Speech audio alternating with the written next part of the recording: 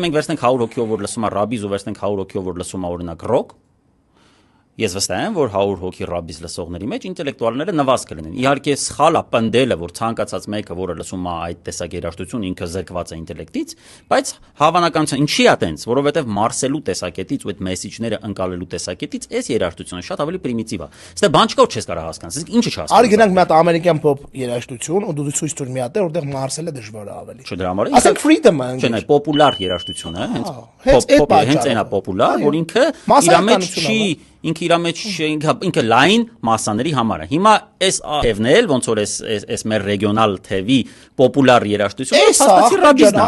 Այո, բայց այդ ենք ասում։ Մեկալում ես մի հատ պրիմիտիվ բան, ինչա, սիրում ես մի հատ աղջկա, ինքը քեզ չի սիրում կամ ամուսնացած է կամ ԿՊԱ-ական է, դու դրա հետ ունես խնդրեմ, ասում ես, եթե դու չլիներ ԿՊԱ-ական, մենք հիմա իրար հետ սիրով կզբաղվեինք, բայց ես չեմ կարող զբաղվել սիրով մեկի հետ, ով որ ԿՊԱ-ական է։ Ուստի Նիկոլ քո տիրոջ մերը